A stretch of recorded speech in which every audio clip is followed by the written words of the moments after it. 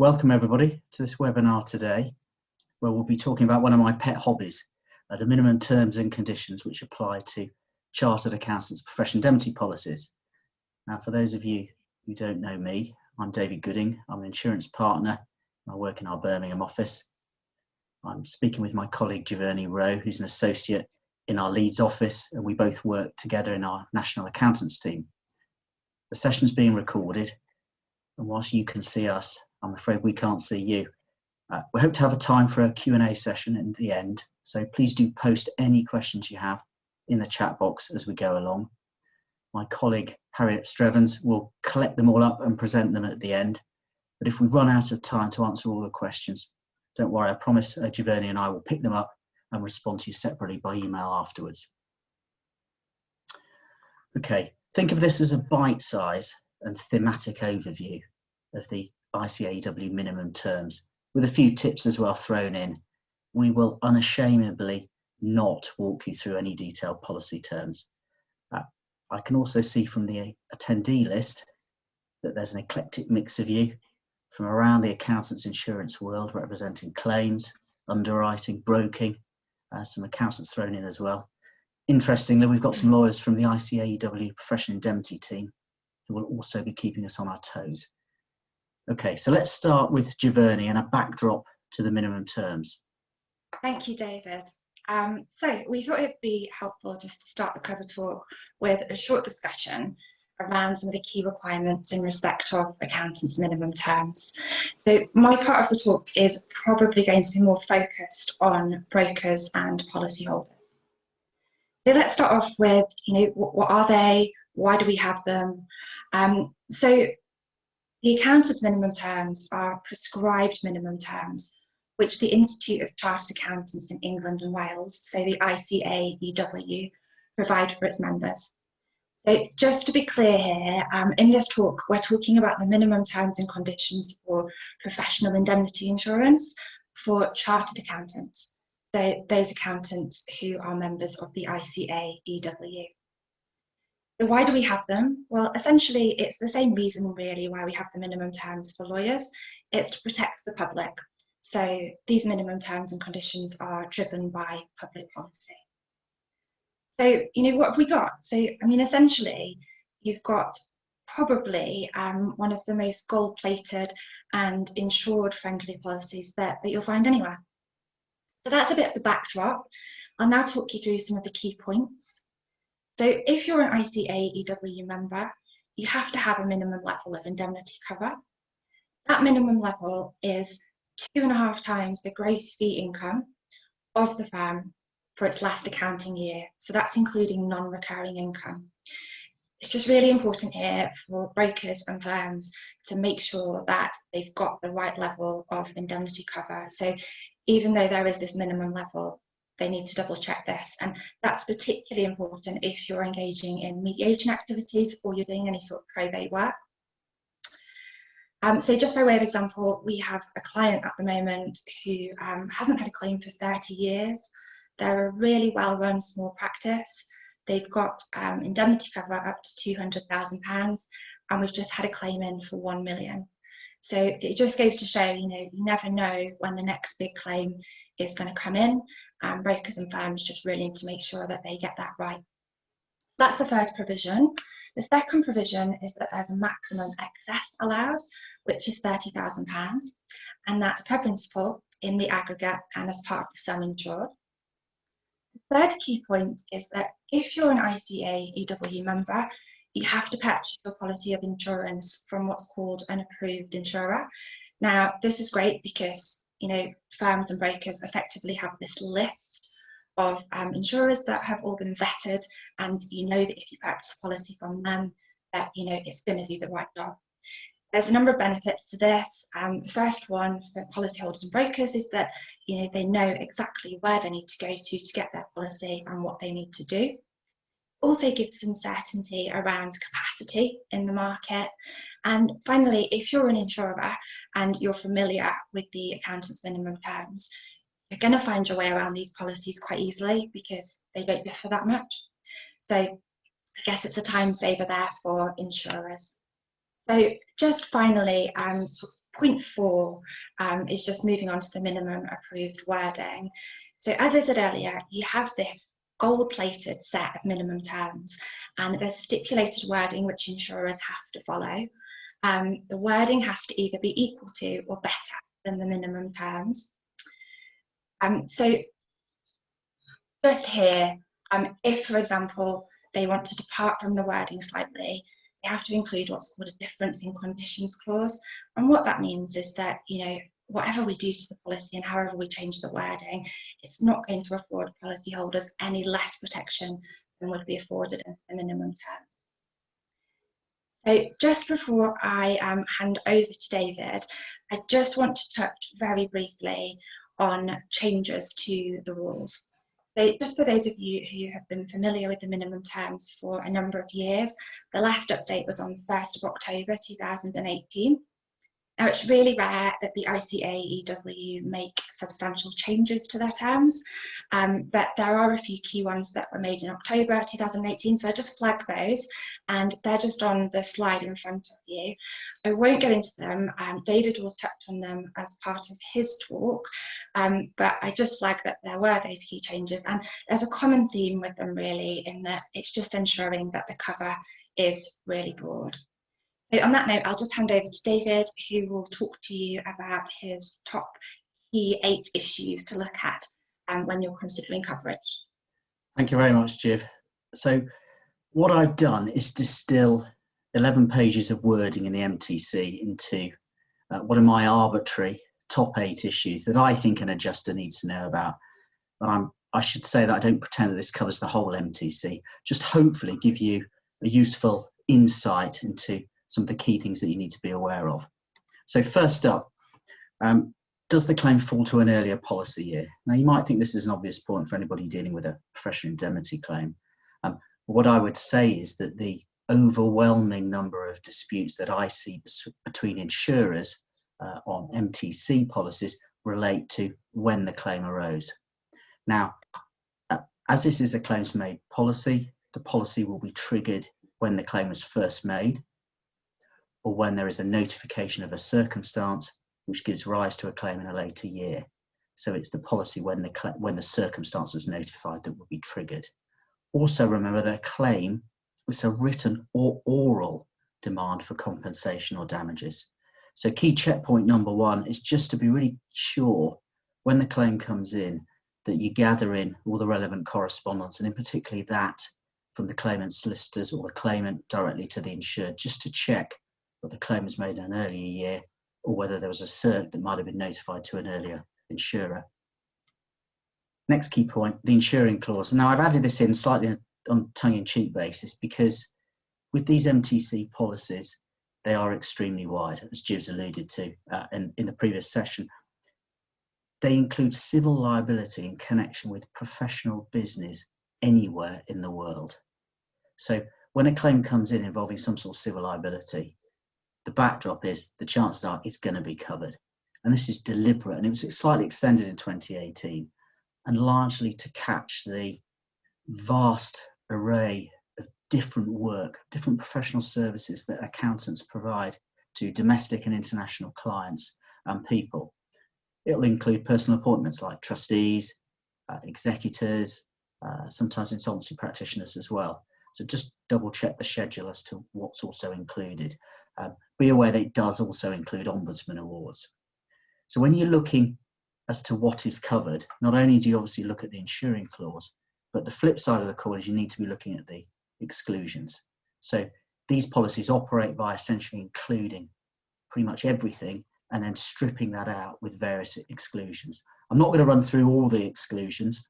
You've got some typical ones in there like trading losses, fines and penalties, employment disputes, personal injury claims, and so forth.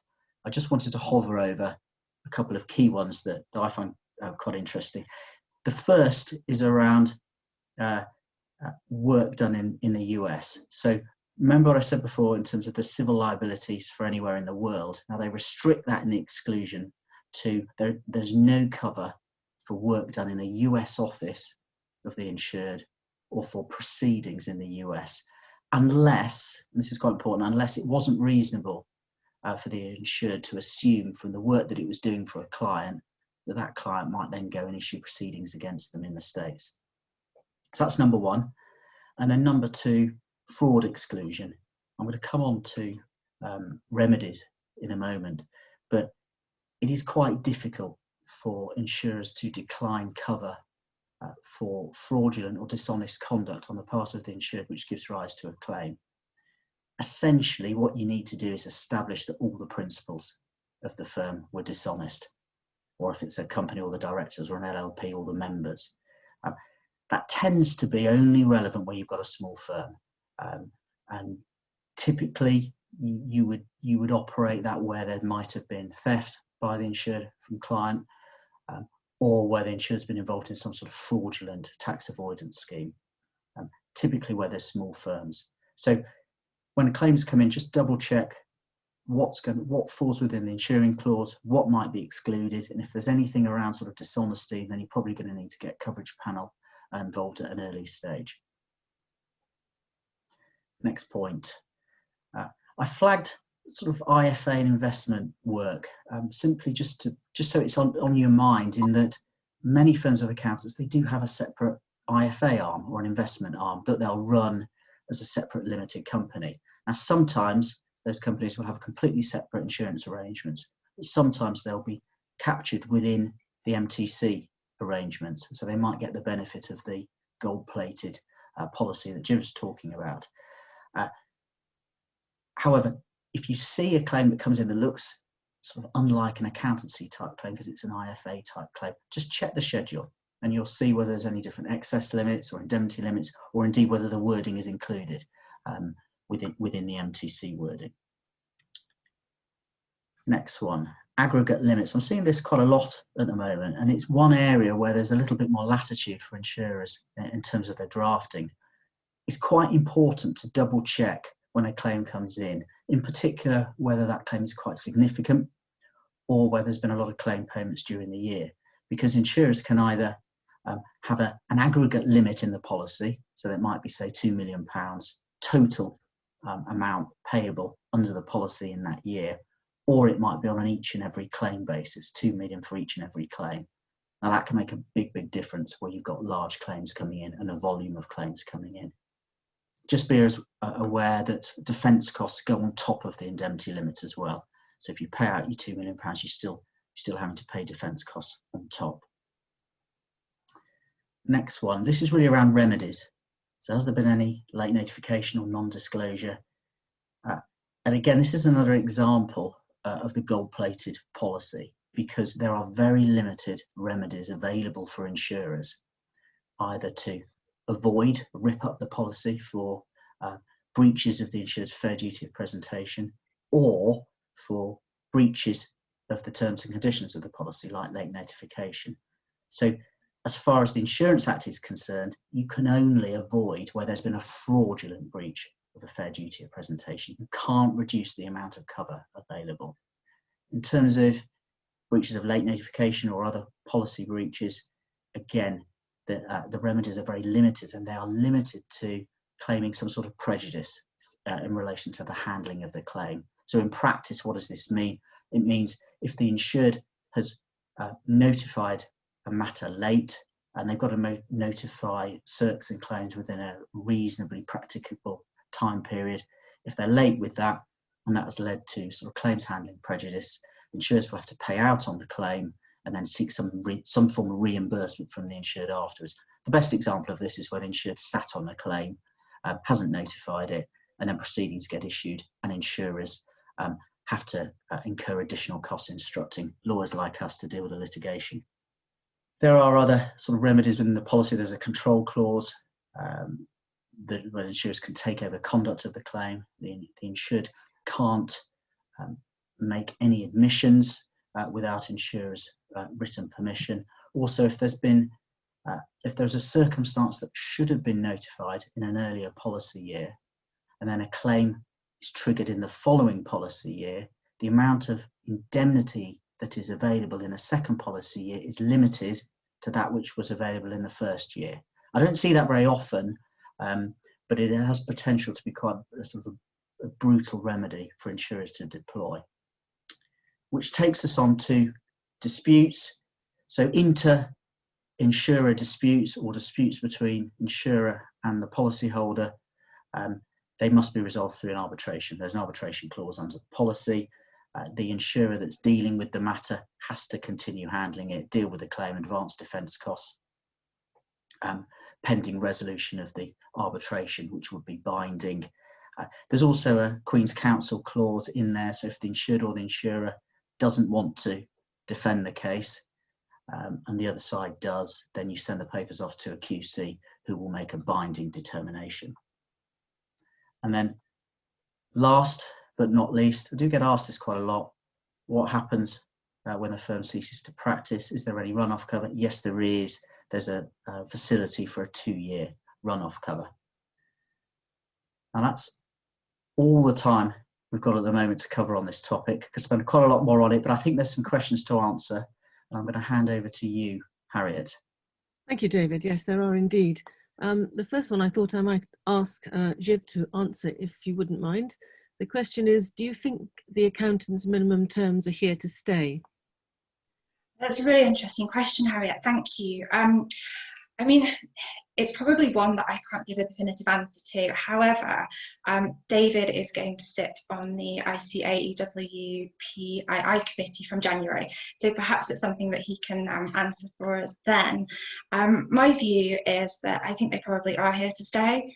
Just from a public policy perspective, really, I think it's really important that consumers not only have faith in their accountants to do the work, but that they know that if things go wrong, they have that indemnity insurance behind them to sort of, compensate that. So I think they probably are here to stay, just purely from a public policy perspective. I think the only sort of change might be is if, for example, there's a current tsunami of claims in the current economic climate, and there's a loss of capacity in the market, that could potentially lead to a change. But I think that's probably a talk for another day. I'm sure you're right there. Thank you very much, Giv. David, you flagged aggregation and to check whether there is an aggregation indemnity limit on each and every claim limit, or each and every claim limit. Can insurers aggregate claims on an each and every basis? Yes, they can. And you would typically see in standard wordings across the market a clause whereby they aggregate claims that arise out of the same originating clause, or you might have, for example, the same act or omission in sort of similar backgrounds. So yes, you do tend to see aggregation clauses, but it depends on which insurer's policy you're looking at. Thank you. You mentioned exclusions for dishonesty on the part of principals at the insured. If there's a sole principal you strongly suspect of dishonesty, say involvement in a fraudulent tax avoidance scheme, is it fair that insurers should have to keep paying defence costs until there is an admission of finding of dishonesty? What else can they do? No, I don't think it is fair, Harriet, but the sort of strict letter of the policy says that insurers have to carry on dealing with the claim and await an admission or a finding. I don't think that's fair, but in practice, the reality is what happens is if there's an obvious theft by the partner, a sole practitioner, say at the firm, and he or she's disappeared, the chances are he's not going to make an admission, and insurers will just simply decline cover, having taken legal advice. And it's up for the partner then to challenge the decision through an arbitration, or the claimant to pursue a 2010 Act claim against insurers. But if there's an obvious fraud, that doesn't tend to happen. Alternatively, if you're not quite sure whether somebody's acted dishonestly, whether they've condoned, say, a fraudulent tax avoidance scheme, insurers tend to instruct us or other coverage panel to carry out a dishonesty investigation. That's a topic for another day, and I've got another checklist on that if anybody's interested. But you would then typically instruct leading counsel to cross-examine the insured, and if he or she thought the insured was dishonest, then they would decline. So there are practical ways out, but which aren't strictly within the letter of the policy. Thank you very much. We've just got time for one more question. Given this magnificent gold-plated policy that exists, akin to others in the profession of the legal side of things, do you find accountants are generally prompt in notifying circumstances and claims? One might think that they would feel they didn't need to, given the cover is so strong? Well, that's a good question. Actually, if we were all sitting in our Mills and Reeve office in London, I would put that one out to the underwriters and the claim teams in the room.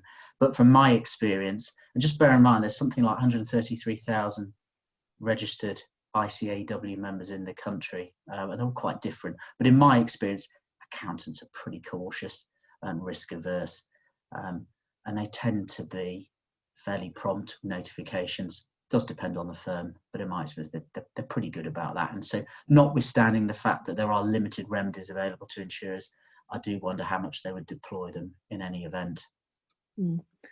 Well, that's all we've got time for today, in keeping with our usual aim of finishing as quickly as we can within the 15 minutes allowed. So I'll back to you, David, to close up.